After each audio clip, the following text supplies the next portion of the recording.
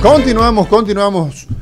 Hoy, Cátedra Médica, violencia policial en la República Dominicana, en el contexto de la salud, en el contexto de los derechos humanos.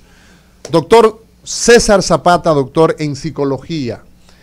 El aspecto de la violencia como un tema de salud, como un tema de salud mental, los malestares que genera la violencia en la sociedad, cómo nosotros podemos encontrar los orígenes de la violencia. Son muchas preguntas, decía que quizás tenemos menos respuestas que preguntas y definitivamente que esto es lo que queremos ver, la mayor cantidad de respuestas. Adelante, César Zapata. Bueno, buenos días, estoy muy agradecido de que me inviten al programa, un programa excepcional en la radio dominicana.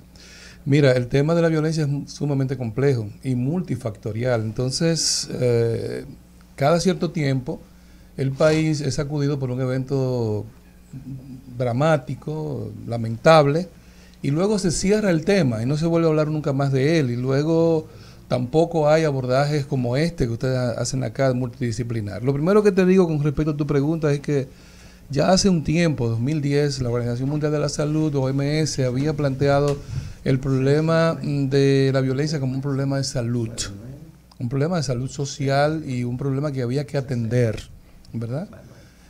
También un chileno, Lizama Valladolid, había planteado el problema de la violencia como resultado de una sociedad enferma. Y nos hemos enfocado en casos aislados de personas que tienen algún tipo de trastorno o patología que desencadena violencia, pero nos hemos olvidado de analizar a la propia sociedad. Sin embargo, también el tema de las patologías personales son importantes cuando hablamos del caso que nos atañe hoy, porque tiene que ver con la falta de evaluación que hay en las filas de los uniformados. Carece esta entidad cuando se va a reclutar a alguien de procedimientos psicológicos que permitan evaluar el perfil de personalidad del sujeto que va a aportar un arma. No se hace esa evaluación. No se hace.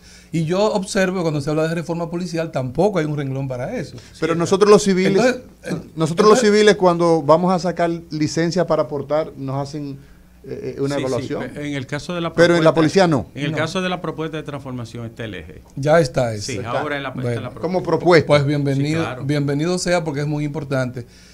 Esa es la paradoja. Que entonces incluso la dirigió el doctor Guerrero Heredia, hay un equipito de los perfiles. El uniformado no recibe esa evaluación, pero la sociedad en general, cuando va a solicitar porte o tenencia de armas, tiene que pasar por un proceso de evaluación. Que aprovecho también, ya que estamos hablando de problemas de violencia, la violencia se genera en espiral. Es decir... ¿Cómo así? Bueno, se genera, por ejemplo, con una palabra obscena, con una confrontación verbal y puede terminar con una muerte. O sea, que va subiendo. Ajá. Entonces, a veces buscar la causalidad es difícil y buscar el detonante es más fácil y buscar las consecuencias de arriba es más fácil. Tú dices, bueno, hubo una muerte, pero no sabemos qué pasó al principio. ¿El miedo nos lleva a ser violentos? El miedo lo analizó un psicólogo importante que murió recientemente, a quien hicimos homenaje hace poco en la UAS, que se llama Aaron Beck. Hacinamiento, muchas personas por metro cuadrado, temor inducido, son factores desencadenantes de violencia. Eso es estudiado, eso está documentado y desafortunadamente aquí nosotros vivimos a espaldas de todo lo que significa investigación científica y por consiguiente cada quien vive su día a día sin que se estudie nada, sin que se pongan medidas preventivas. Yo llevo, y escúsenme que lo personalice, no sé cuántos años, era síndico José Francisco Peña Gómez, mide la distancia, con un proyecto que se llama Módulos Multidisciplinar para la Prevención de la Violencia, pasando de mano en mano desde el ayuntamiento hasta algunos de esos representantes que tenemos en el Congreso. Y nunca nadie hizo caso. Eso fue cuando el tema de los macheteros y de los hacha y machete y no sé cuánto de los barrios. ¿Por qué no se hace caso? Bueno, porque eso tal vez no genera votos, porque es una acción preventiva. Aquí le gusta que las cosas sean concretas, ¿verdad? De hormigón armado. Para hacer campaña con eso. Lo que no es visible, pero sí es neurálgico para las sociedades, no se toma en cuenta.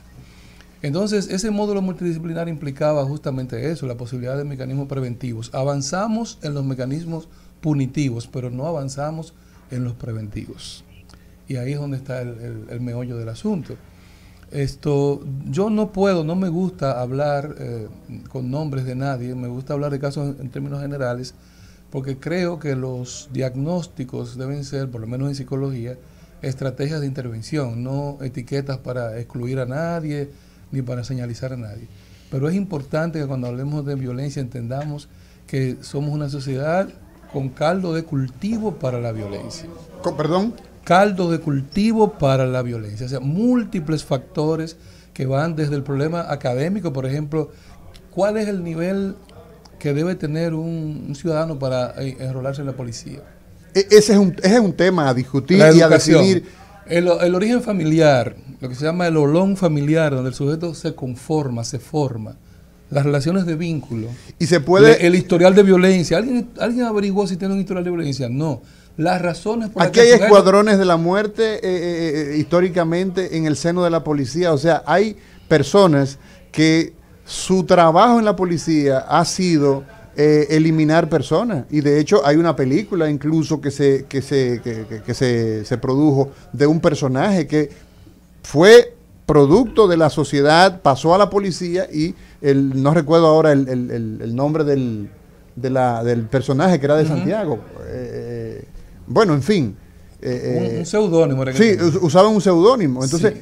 esa es una situación que probablemente todavía permanece en la policía o es época del pasado. No lo sabemos. No sabemos. Pero tenemos acá en la línea un general retirado de la policía que probablemente pudiera a nosotros arrojarnos un poco de luz en ese sentido. Pero como el caso tuyo, César, es que tú puntualmente estás haciendo el aspecto psicológico del origen de esa violencia probablemente.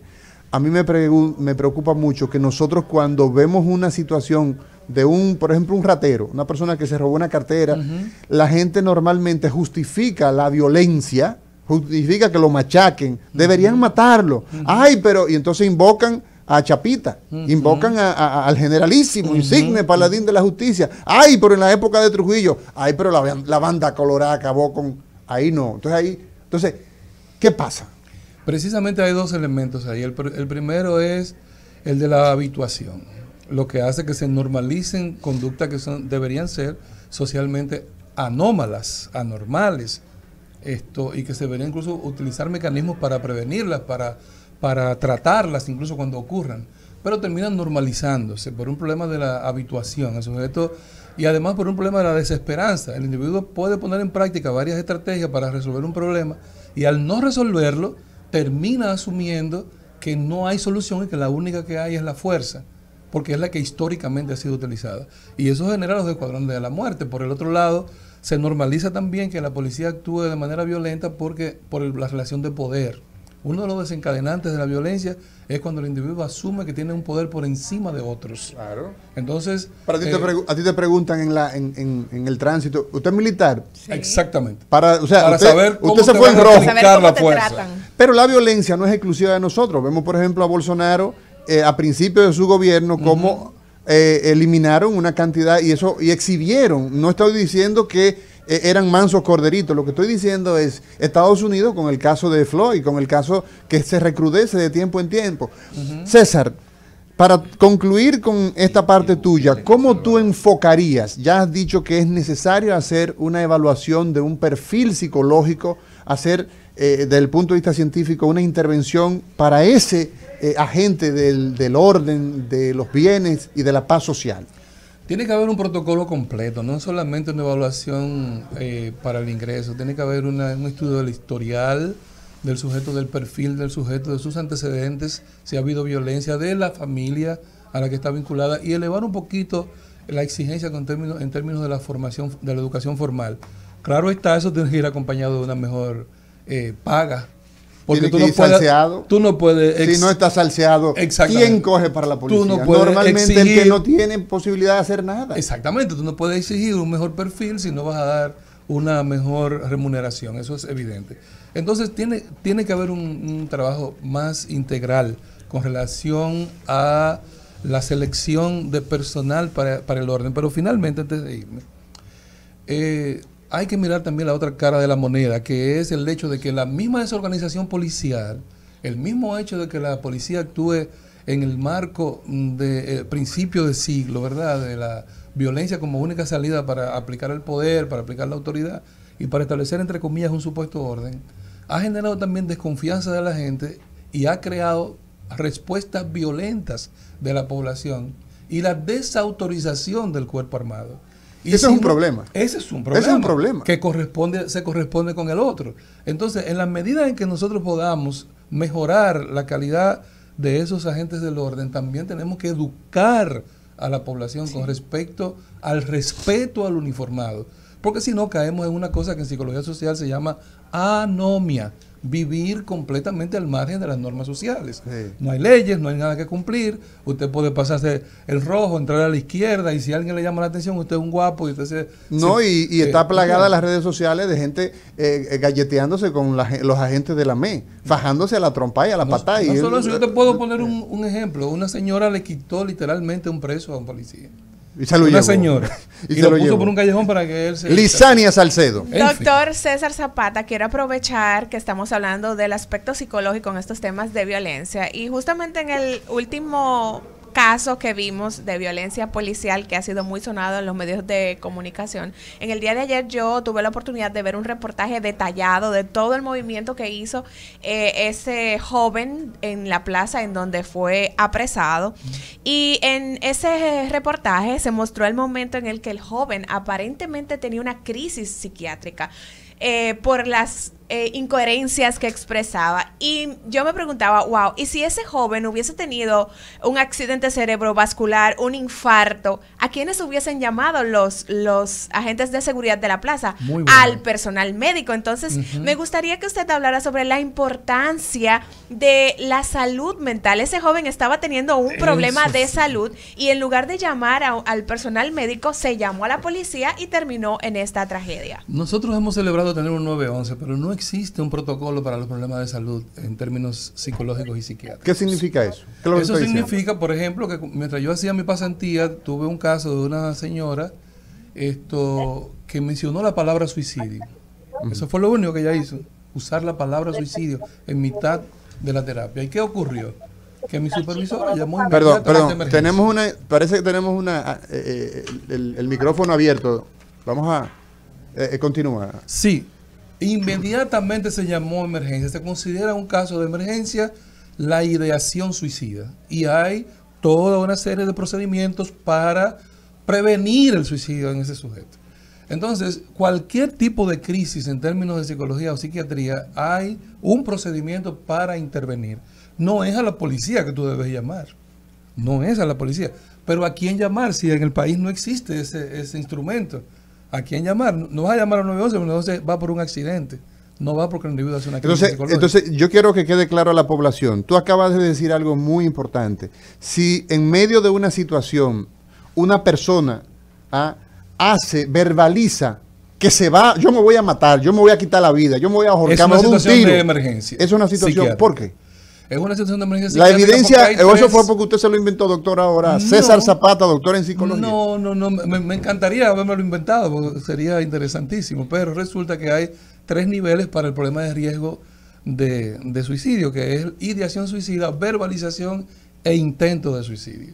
Entonces, contrario a lo que dice la gente, de que no, el que lo dice no lo va a hacer, es al revés. Se considera un caso de urgencia psiquiátrica si el individuo verbaliza que se va a hacer daño a sí mismo. Ya usted lo oyó, Cátedra Médica, hoy los catedráticos hablando de violencia policial como tema de salud y de derecho humano en la República Dominicana. Cátedra Médica, porque la salud merece respeto.